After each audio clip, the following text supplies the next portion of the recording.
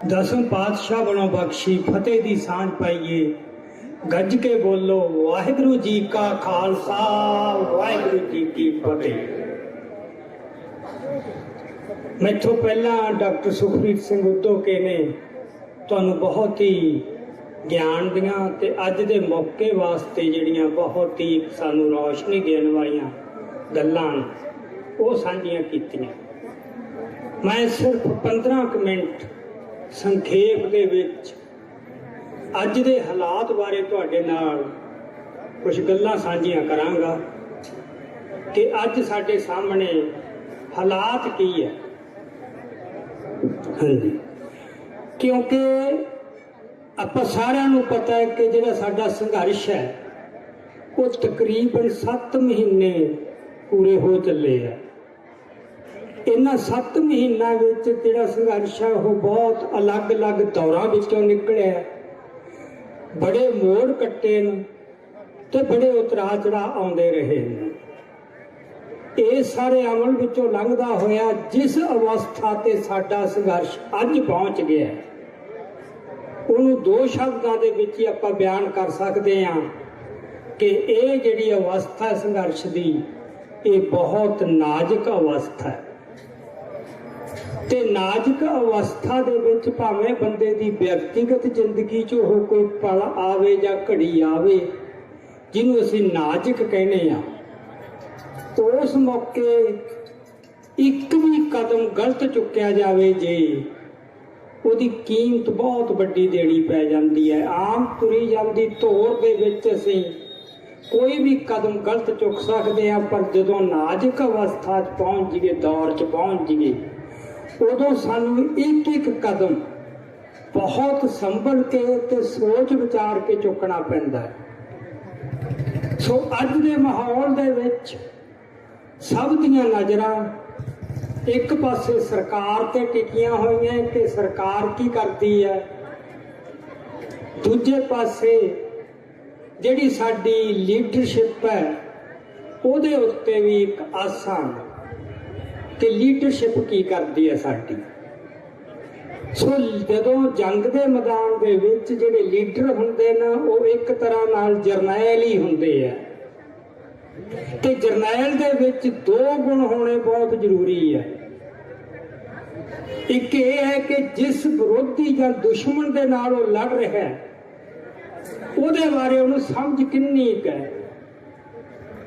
जे ਉਹਦੇ बारे ਉਹਨੂੰ कोई समझ स्पष्ट नहीं, ਉਹਦੇ बारे कोई भरम पाल लिया फिर जितना बहुत औखा हुंदा। दुश्मन दियां कमजोरियां भी समझो ते ਉਹਦੇ ਜਿਹੜੇ ਉਹਦੇ तकड़े नुकते ने जिथे ਉਹਦੀ ताकत है ਉਹਨੂੰ भी देखो, फिर दोहां नूं मेल के एक आपदी अनुमान लाउणा है कि यह भला की कर सकता है ते की नहीं कर सकता। तुहानूं उहदे हर अगले दाव दा पहला मोटा जिहा ज्ञान होना चाहिए, उस मुताबिक ही असीं अपना पैंतरा तय करते हैं।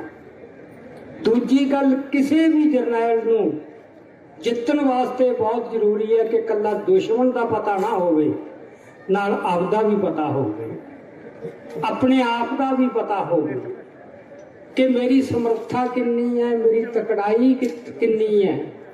उस मुताबिक उन्हें गल करनी है तो उस मुताबिक ही पैंतरे उलीकने हैं। तीजी गल,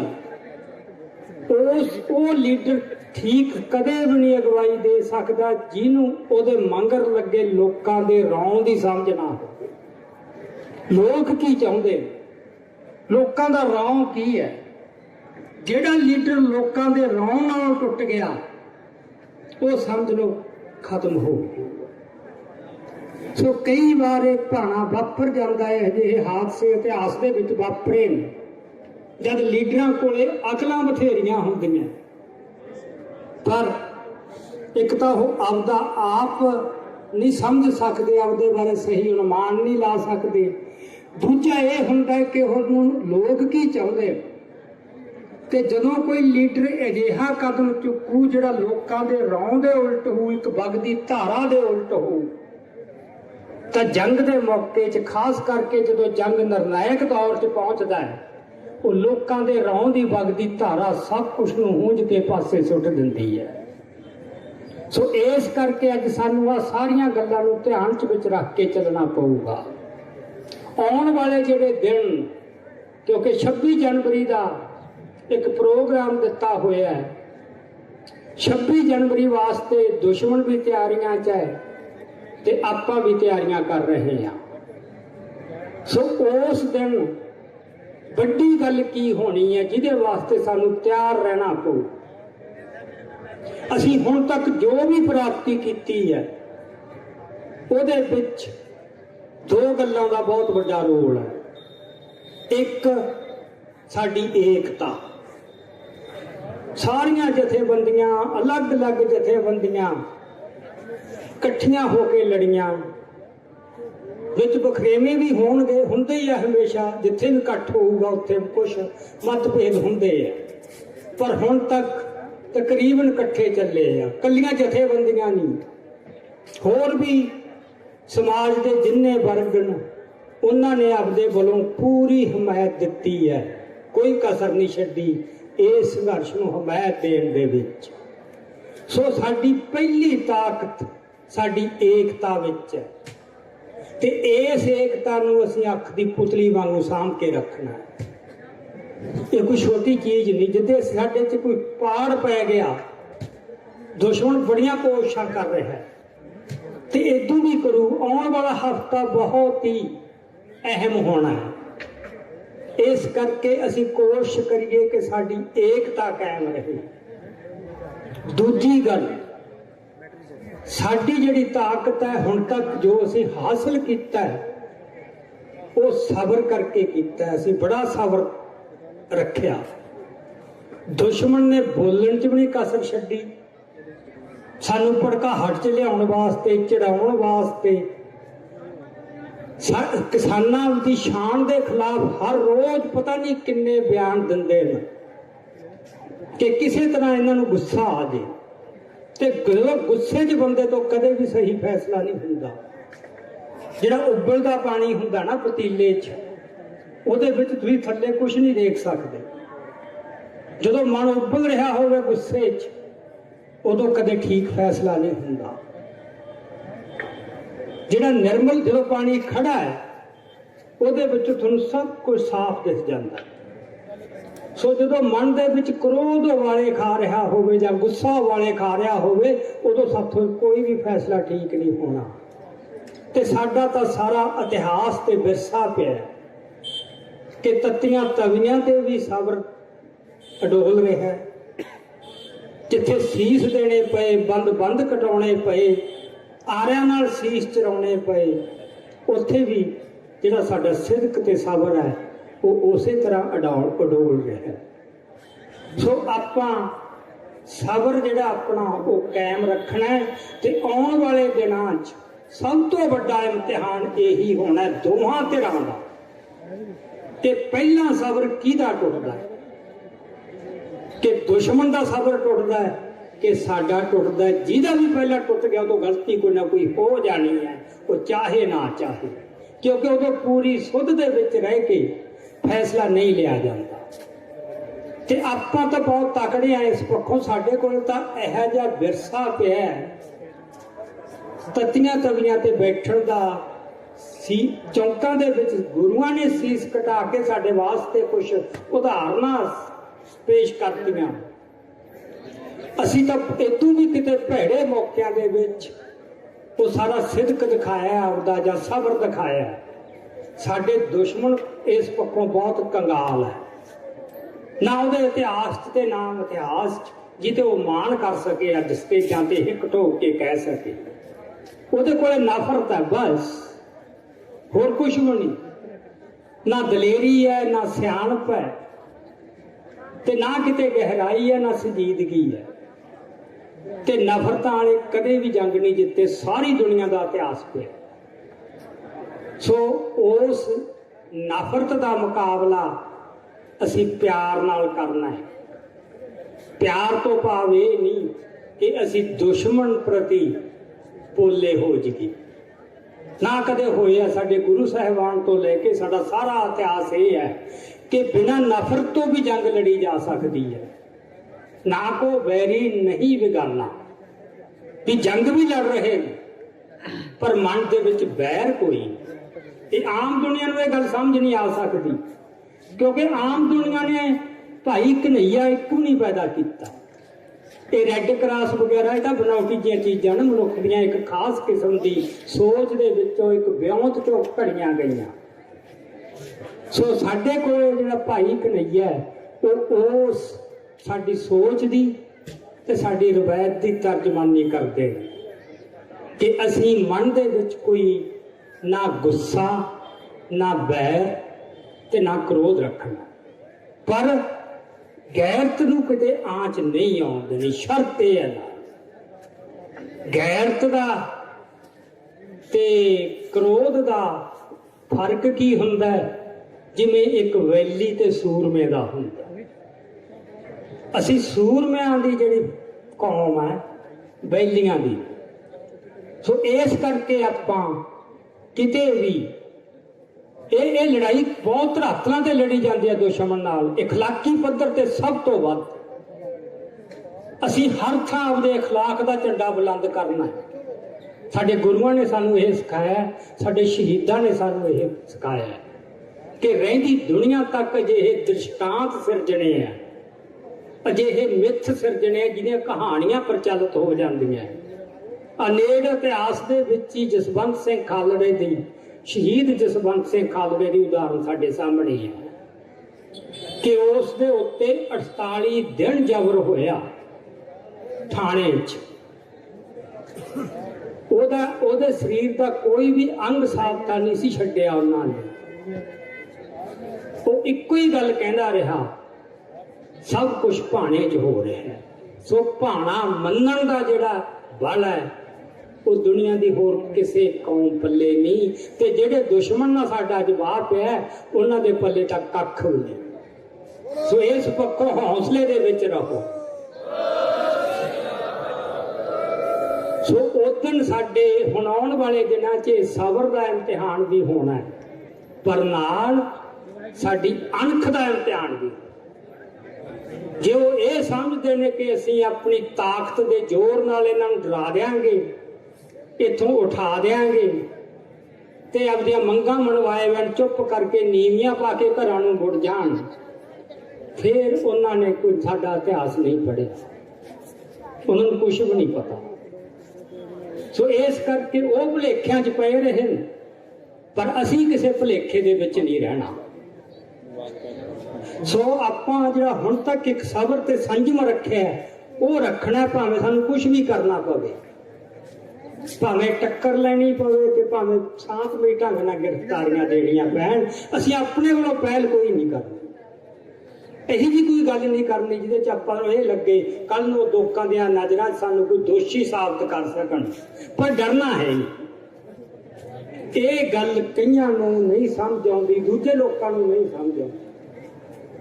सो इस करके आपदे आप दे विच हमेशा आ घड़ी आ गई जदों असीं हर साह दे नाल अपने गुरु साहिबान नूं, अपने शहीदां नूं, अपने इतिहास नूं ते अपने विरसे नूं एक सेकंड लई भी हिरदे चों नहीं कढना। उत्थों ही सानूं बल मिलना है, आत्मक बल मिलना है, ते उत्थों ही सानूं रोशनी मिलनी है। सो इस गल वास्ते अपने आप नूं तैयार करो, होर बाणी जपो, ताकि साडे अंदर आत्मक बल ते संयम दोवें गल्लां आ जाए। कोई दम गजे मारन की कोई लोड़ नहीं, दम गजे हमेशा होशे बंदे मारते होंदे, असीं ओह कर देंगे, असीं ओह कर देंगे, पर आपदे इरादे की अडोलता जरूर जाहिर करते रहो कि जे तुसीं समझदे हो कि सानूं डरा लांगे तां असीं तुहानूं नहीं पता असीं किन्हां दे वारस हां, एक बार फिर स्थापित कर देंगे। अगली गल जिहड़ी अखीरली है मैं तुहाडे नाल सांझी करनी चाहुंदा, हर जिहड़ा संघर्ष है, हर घोल है, ਉਹਦੇ ਵਿੱਚ बड़े पड़ाव आउंदे ने। एक पड़ाव वो हुंदा जदों जिहड़ा संघर्ष है वो बंदे दियां बनाईयां विਉਂਤਾਂ मुताबक चल रहा हुंदा। ਇਹ ਜਿਹੜਾ ਸੰਘਰਸ਼ ਸ਼ੁਰੂ ਹੋਇਆ, ਜਦੋਂ ਸ਼ੁਰੂ ਹੋਇਆ ਖੇਤੀ ਵਿਰੋਧੀ ਕਾਨੂੰਨ ਆਏ, ਪਹਿਲਾਂ ਬਿੱਲ ਆਏ, ਫਿਰ ਕਾਨੂੰਨ ਬਣੇ। ਕਿਸਾਨ ਜਥੇਬੰਦੀਆਂ ਦੀ ਲੀਡਰਸ਼ਿਪ ਨੇ ਮਸਲਾ ਚੁੱਕਿਆ ਕਿ ਆਪਾਂ ਇਹਦੇ ਖਿਲਾਫ ਲਾਮਬੰਦੀ ਕਰੀਏ, ਥਾਂ ਥਾਂ ਧਰਨੇ ਲਾਏ। ਉਹ ਇੱਕ ਲਾਮਬੰਦੀ ਦਾ ਦੌਰ ਸੀ ਜਿੱਥੇ ਸਭ ਕੁਝ ਸਾਡੀ ਵਿਉਂਤ ਮੁਤਾਬਕ ਚੱਲ ਰਿਹਾ ਸੀ। 26 ਨਵੰਬਰ ਤੱਕ ਇਹ ਸੰਘਰਸ਼ ਬੰਦੇ ਦੀਆਂ ਅਕਲਾਂ ਮੁਤਾਬਕ ਚੱਲਿਆ, ਲੀਡਰਸ਼ਿਪ ਦੀ ਯੋਜਨਾ ਮੁਤਾਬਕ ਚੱਲਿਆ।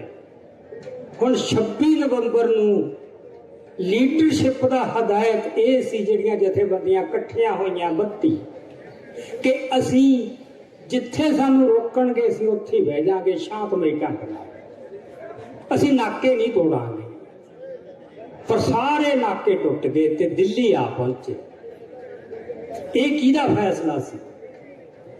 ਤੁਸੀਂ ਜ਼ਿੰਦਗੀ, ਤੁਸੀਂ ਕਿਸਾਨ ਹੋ ਸਾਰੇ, ਜੋ ਵੀ ਫੈਸਲਾ ਕਰਦੇ ਹੋ ਕਿਹੜੀ ਫਸਲ ਬੀਜਣੀ ਹੈ, ਕਿਵੇਂ ਬੀਜਣੀ ਹੈ, ਕਦੋਂ ਬੀਜਣੀ ਹੈ, ਉਹਦੇ ਬਾਰੇ ਮਨ 'ਚ ਇੱਕ ਵਿਚਾਰ ਆਉਂਦਾ, ਪਹਿਲਾਂ ਇੱਕ ਕਲਪਨਾ ਆਉਂਦੀ ਹੈ, ਫਿਰ ਤੁਸੀਂ ਉਹਦੇ ਤੇ ਅਮਲ ਕਰਦੇ ਹੋ।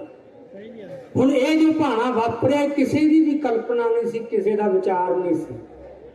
ਇਹ ਫਿਰ ਕਿੱਥੋਂ ਆਇਆ? ਇਹ ਫੈਸਲਾ ਕਿਸੇ ਅਗੰਮੀ ਤਾਕਤ ਵੱਲੋਂ ਆਇਆ। ਜੇ ਮਨੁੱਖ ਨੇ ਨਹੀਂ ਕੀਤਾ ਫਿਰ ਕਿਹਨੇ ਕੀਤਾ? ਸੋ ਹੁਣ ਤੱਕ ਜੋ ਹੋਇਆ, ਨਾ ਸਿਰਫ ਨਾਕੇ ਟੁੱਟੇ, ਕਿਤੇ ਵੀ ਕੋਈ ਹੁੱਲੜਬਾਜ਼ੀ ਨਹੀਂ ਹੋਈ। ਆਮ ਕਿਹਾ ਜਾਂਦਾ ਸੀ ਕਿ ਜਿਹੜੇ ਪੰਜਾਬੀ ਹੈ ਕਿ ਉਹ ਤਾਂ ਮਿੰਟ ਦੇ ਵਿੱਚ ਭੜਕ ਪੈਂਦੇ ਆ। ਇੰਨੇ ਰਸਤੇ, ਇੰਨੀਆਂ ਰੁਕਾਵਟਾਂ ਬਣ ਕੇ ਆਏ, ਪਰ ਕਿਤੇ ਕੋਈ ਇਹੀ ਜਿਹੀ ਗੱਲ ਨਹੀਂ ਵਾਪਰੀ। ਇਹ ਸੰਜਮ ਇਹ ਕਿੱਥੋਂ ਆਇਆ? ਇਹ ਬੰਦੇ ਦੇ ਸੋਚਿਆ ਨਹੀਂ ਆਇਆ। ਇਹ ਕੋਈ ਵਾਹਿਗੁਰੂ ਦੀ ਬਖਸ਼ਿਸ਼ ਹੋਈ ਹੈ, ਮਿਹਰ ਹੋਈ ਹੈ ਵਾਹਿਗੁਰੂ ਦੀ, ਕਿ ਸਿੱਖਾਂ ਨੂੰ ਫੇਰ ਉਸ ਅਵਸਥਾ 'ਚ ਜਿੱਥੋਂ ਸਿੱਖ ਬਹੁਤ ਭਟਕ ਚੁੱਕਿਆ ਸੀ, ਬੜਾ ਕਮਜ਼ੋਰ ਪੈ ਚੁੱਕਿਆ ਸੀ, ਬੜੀਆਂ ਹੀ ਉਹਦੇ ਵਿੱਚ ਕਮਜ਼ੋਰੀਆਂ ਆ ਚੁੱਕੀਆਂ ਸੀ, ਸਵਾਰਥ ਵੀ ਜਾਗ ਪਿਆ ਸੀ, ਗੈਰਤ ਵੀ ਚਾਂਦੀ ਰਹੀ ਸੀ ਵੀ, ਉਹ ਸਾਰੇ ਕੁਛ ਨੂੰ ਜਗਾਉਣਾ। ਕਿਉਂਕਿ ਸਾਜਿਆ ਸਾਨੂੰ ਅਕਾਲ ਪੁਰਖ ਵੱਲੋਂ ਹੋਇਆ। ਇਹ ਕਿਸੇ ਬੰਦੇ ਦੀ ਰਚਨਾ ਨਹੀਂ, ਇਹ ਅਕਾਲ ਪੁਰਖ ਦੀ ਰਚਨਾ ਹੈ। ਤੇ ਜਦੋਂ ਕਿਤੇ ਲੱਗਿਆ ਕਿ ਤਾਂ ਹੁਣ ਆਪਦੇ ਰਾਹ ਤੋਂ ਬਿਲਕੁਲ ਭਟਕ ਗਏ, ਤਾਂ ਮੁੜ ਕੇ ਫੇਰ ਕਿਤੇ ਉਹ ਸਾਡੇ 'ਚ ਰੂਹ, ਉਸ ਪੇਟ, ਉਹ ਫੇਰ ਜਗਾਉਣੀ ਸੀ ਸ਼ਾਇਦ। ਪਰ ਸੋਚ ਅਨੁਮਾਨ ਆਪਾਂ ਦੇਖੀਏ ਵੀ ਇੱਕ ਭਾਣਾ ਕੀ ਵਾਪਰਿਆ। ਸੋ 26 ਤੋਂ ਬਾਅਦ ਜੋ ਕੁਛ ਹੁੰਦਾ ਆ ਰਿਹਾ, ਉਹ ਵਾਹਿਗੁਰੂ ਦੀ ਰਜ਼ਾ ਅਨੁਸਾਰ ਹੁੰਦਾ ਆ ਰਿਹਾ। ਪਰ ਆਪਾਂ ਨੂੰ ਸਾਰਿਆਂ ਨੂੰ ਪਤਾ ਹੈ ਕਿ ਜਿਹੜਾ ਅਕਾਲ ਪੁਰਖ ਹੈ ਉਹਦਾ ਕੋਈ ਵੀ ਆਕਾਰ ਨਹੀਂ, ਉਹ ਸਥੂਲ ਨਹੀਂ। ਤੁਸੀਂ ਕਿਤੇ ਨਹੀਂ ਦੇਖ ਕੇ ਕਹਿ ਸਕਦੇ ਵੀ ਉਹ ਅਕਾਲ ਪੁਰਖ ਹੈ, ਪਰ ਹਰ ਜਗ੍ਹਾ ਮੌਜੂਦ ਹੈ। ਕਿਸ ਰੂਪ 'ਚ ਮੌਜੂਦ ਹੈ? ਉਹ ਸਥੂਲ ਰੂਪ 'ਚ ਨਹੀਂ, ਉਹ ਬੜੀ ਸੂਖਮ ਰੂਪ 'ਚ, ਕਿਤੇ ਨਜ਼ਰ ਹੀ ਨਹੀਂ ਆਊਗਾ। ਫਿਰ ਉਹ ਕਲਾ ਕਿਵੇਂ ਵਰਤਾਉਂਦਾ ਹੈ? ਉਹ ਆਪਣੀ ਮਿਹਰ ਨਾਜ਼ਿਲ ਕਰਦਾ ਹੈ ਸਾਡੇ ਉੱਤੇ। ਕਈ ਵਾਰ ਵਿਅਕਤੀ ਤੇ ਇੱਕ ਵਿਅਕਤੀ ਨੂੰ ਚੁਣਦਾ ਹੈ, ਉਸ ਵਿਅਕਤੀ ਤੇ ਮਿਹਰ ਹੁੰਦੀ ਹੈ, ਉਹ ਫਿਰ ਵਿਅਕਤੀ ਇਤਿਹਾਸ ਦਾ ਰਾਹ ਉਲੀਕ ਦਿੰਦਾ, ਸਾਰੀਆਂ ਰੋਕਾਂ ਭੰਨ ਦਿੰਦਾ। ਇਸ ਵਾਰ ਜੋ ਵੱਡੀ ਕਲਾ ਵਾਪਰੀ ਹੈ ਉਹ ਹੈ ਕਿ ਇੱਕ ਵਿਅਕਤੀ ਤੇ ਨਹੀਂ, ਇਹ ਜਿਹੜੀ ਮਿਹਰ ਹੋਈ ਹੈ ਅਕਾਲ ਪੁਰਖ ਦੀ, ਵਾਹਿਗੁਰੂ ਦੀ, ਇਹ ਸੰਗਤ ਤੇ ਹੋ। ਸੰਗਤ ਹੀ ਆਪਦੇ ਉਹਨੂੰ ਅੰਦਰੋਂ ਫੈਸਲੇ ਉਹਨੂੰ ਚੱਲ ਰਹੇ ਕਿ ਹੁਣ ਆਹ ਕਰਨਾ, ਹੁਣ ਆਹ ਕਰਨਾ, ਹੁਣ ਆਹ ਕਰਨਾ। ਤੇ ਇੰਨੀ ਸੰਪੂਰਨਤਾ ਕਿ ਕਿਤੇ ਵੀ ਗਲਤ ਫੈਸਲਾ ਨਹੀਂ ਹੋ ਰਿਹਾ। ਸਾਰੀਆਂ ਅਕਲਾਂ ਲੀਡਰਸ਼ਿਪ ਦੀਆਂ, ਬੰਦੇ ਦੀਆਂ, ਉਹ ਪਿੱਛੇ ਰਹਿ ਗਈਆਂ। ਸੋ ਅੱਜ ਜਿਹੜਾ ਬੰਦਾ ਇਸ ਸੱਚਾਈ ਨੂੰ ਪ੍ਰਵਾਨ ਨਹੀਂ ਕਰੂ ਤੇ ਉਹਦੇ 'ਚ ਕਿਸੇ ਵੀ ਕਿਸਮ ਦਾ ਹੰਕਾਰ ਆਉ ਕਿ ਮੈਂ ਖੜਾ ਕੀਤਾ ਇਹ ਘੋਲ। ਠੀਕ ਹੈ, ਜੁਨੂਨਾਂ ਨੇ ਜਿਹੜੀ ਮਿਹਨਤ ਕੀਤੀ, ਉਹਨਾਂ ਦਾ ਤਜਰਬਾ ਹੈ, ਤੇ ਉਹਨਾਂ ਦੇ ਵਿੱਚ ਜਿਹੜੀ ਤਨਦੇਹੀ ਨਾਲ ਉਹਨਾਂ ਨੇ ਕੰਮ ਕੀਤਾ, ਜੋ ਸਮਰਪਣ ਦੀ ਭਾਵਨਾ, ਉਹਦਾ ਬਹੁਤ ਵੱਡਾ ਰੋਲ ਹੈ। ਪਰ ਉਹ ਦੋਵੇਂ ਦਰਜੇ ਤੇ ਹੈ।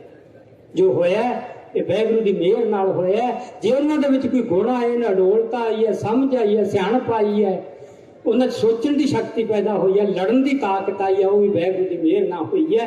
ਤੇ ਜਿੱਥੇ ਵਾਹਿਗੁਰੂ ਦੀ ਮਿਹਰ ਨਾ ਰਹੀ, ਸਾਡਾ ਸਭ ਕੁਝ ਖਤਮ ਹੋ ਗਿਆ। ਸੋ ਇਸ ਕਰਕੇ ਅੱਜ ਆਪਾਂ ਜਦੋਂ ਇਹਨਾਂ ਦਿਨਾਂ ਦੇ ਵਿੱਚ ਇਸ ਗੱਲ ਦਾ ਮੁਕਾਬਲਾ ਕਰਨਾ, ਮਨ ਦੇ ਵਿੱਚ ਜਿਹੜਾ ਇਹ ਵਿਸ਼ਵਾਸ ਹੈ ਕਿ ਅਕਾਲ ਪੁਰਖ ਆਪ ਕਰਵਾ ਰਿਹਾ, ਉਹਨੂੰ ਆਪ ਖਿਆਲ ਹੈ, ਇਹ ਯਕੀਨ ਰੱਖਿਓ ਕਿ ਕੋਈ ਵੀ ਫੈਸਲਾ ਉੱਥੋਂ ਗਲਤ ਨਹੀਂ ਹੋ ਸਕਦਾ, ਕਿਉਂਕਿ ਉਹ ਮਨੁੱਖੀ ਅਕਲ ਦੀ ਗੱਲ ਹੈ, ਉਹ ਰੱਬੀ ਖੇਡ ਹੈ। ਉੱਥੇ ਗਲਤੀ ਦੀ ਨੌ ਜਿੰਨੀ ਵੀ ਕੋਈ ਗੁੰਜਾਇਸ਼ ਨਹੀਂ। ਬੰਦਾ ਤਾਂ ਜ਼ਿੰਦਗੀ 'ਚ ਪੈਰ ਪੈਰ ਤੇ ਗਲਤੀਆਂ ਕਰੂ। ਸੋ ਨਿਰਮਾਣਤਾ ਨਾਲ ਚੱਲੀਏ, ਇਹ ਗੱਲ ਪ੍ਰਵਾਨ ਕਰਕੇ ਚੱਲੀਏ। ਜਦੋਂ ਤੁਸੀਂ ਇਹ ਮੰਨੋਗੇ ਕਿ ਇਹ ਜੋ ਕੁਝ ਹੋ ਰਿਹਾ ਇਹ ਵਾਹਿਗੁਰੂ ਵੱਲੋਂ ਹੋ ਰਿਹਾ, ਤੁਹਾਡੇ 'ਚ ਸੰਜਮ ਵੀ ਆਉ। ਬੋਲਣ ਲੱਗੇ ਕਿ ਇੱਕ ਸ਼ਬਦ ਨੂੰ ਦੇਖੋਗੇ ਕਿ ਮੇਰੇ ਮੂੰਹੋਂ ਇਹ ਸ਼ਬਦ ਸ਼ੋਭਦਾ, ਕਿਤੇ ਮੇਰਾ ਆਹ ਕਰਮ ਕਿਤੇ ਸ਼ੋਭਦਾ, ਉਹਦੇ ਨਾਲ ਤੁਸੀਂ ਦੇਖਿਓ ਸਾਰਾ ਮਾਹੌਲ ਬਦਲੂਗਾ। ਇੱਕ ਦੂਜੇ ਪ੍ਰਤੀ ਜਿਹੜੀ ਵੈਰ ਵਿਰੋਧ ਦੀ ਭਾਵਨਾ ਹੈ, ਕਿਤੇ ਸਾੜਾ ਹੈ, ਕਿਤੇ ਨਫ਼ਰਤ ਹੈ, ਉਹ ਸਭ ਕੁਝ ਖਤਮ ਹੋ ਜਾਊਗਾ। ਸੋ ਮੈਂ ਬਹੁਤਾ ਸਮਾਂ ਨਾ ਲੈਂਦਾ ਹੋਇਆ ਸਿਰਫ ਇੰਨੀ ਕੀ ਗੁਜ਼ਾਰਿਸ਼ ਕਰਦਾ ਕਿ ਮਨ ਦੇ ਵਿੱਚੋਂ ਇੱਕ ਪਲ ਲਈ ਵੀ ਇਸੇ ਗੱਲ ਨਹੀਂ ਕੱਢਣੀ ਕਿ 26 ਨਵੰਬਰ ਤੱਕ ਠੀਕ ਹੈ ਸਾਡੀਆਂ ਅਕਲਾਂ ਨੇ ਕੰਮ ਕੀਤਾ, ਹੁਣ ਸਾਡੀਆਂ ਅੱਜ ਉਹ ਮੌਕਾ ਆ ਗਿਆ ਅਸੀਂ ਆਪਣੀਆਂ ਅਕਲਾਂ ਨੂੰ ਉਸ ਦੇ ਅਧੀਨ ਕਰ ਦਈਏ ਜਿਹਨੇ ਸਾਨੂੰ ਇਹ ਅਕਲਾਂ ਬਖਸ਼ੀਆਂ। ਕੱਲੀਆਂ ਅਕਲਾਂ ਨਹੀਂ, ਆਪਦਾ ਸਰੀਰ ਵੀ ਉੱਥੇ ਕਰ ਦੇ ਤੇ ਜਿਹਦੀ ਲੋੜ ਹੋਊ ਉਹਨਾਂ ਨੂੰ ਉਹ ਸਰੀਰ ਵੀ ਲੈ ਲੈਣ। ਉਹਦੇ 'ਚ ਕੋਈ ਇਹੋ ਜਿਹੀ ਗੱਲ ਨਹੀਂ ਹੋ ਕਿ ਅਸੀਂ ਕੋਈ ਕੁਰਬਾਨੀ ਕਰ ਸਕਦੇ। ਇਹ ਤਾਂ ਵਾਹਿਗੁਰੂ ਨੇ ਦੇਖਣਾ ਕਿਸੇ ਦੀ ਕੁਰਬਾਨੀ ਕਿਸ ਰੂਪ ਦੇ ਵਿੱਚ ਲੈਣੀ ਹੈ, ਕਿਵੇਂ ਲੈਣੀ ਹੈ। ਇਸ ਕਰਕੇ ਕੋਈ ਉੱਚਾ ਬੋਲ ਨਾ ਬੋਲੀਏ, ਬਹੁਤਾ ਕੌੜਾ ਬੋਲ ਵੀ ਨਾ ਬੋਲੀਏ। ਹਰ ਗੱਲ 'ਚ ਸੰਜਮ ਤੇ ਦਨਾਈ ਹੋਵੇ, ਸਿਆਣਪ ਹੋਵੇ, ਡੁੰਘਾਈ ਹੋਵੇ, ਸੰਜੀਦਗੀ ਹੋਵੇ। ਸੋ ਇੰਨੀਆਂ ਕੁ ਵਿਚਾਰਾਂ ਸੀਗੀਆਂ। ਬਾਕੀ ਕਦੇ ਫੇਰ ਮੌਕਾ ਮਿਲਿਆ ਫੇਰ ਵਿਚਾਰਾਂ ਦੀ ਸਾਂਝ ਪਾਵਾਂਗੇ। ਤੁਸੀਂ ਬਹੁਤ ਧਿਆਨ ਨਾਲ ਸੁਣਿਆ, ਬਹੁਤ ਬਹੁਤ ਧੰਨਵਾਦ। ਵਾਹਿਗੁਰੂ ਜੀ ਕਾ ਖਾਲਸਾ, ਵਾਹਿਗੁਰੂ ਜੀ ਕੀ ਫਤਿਹ।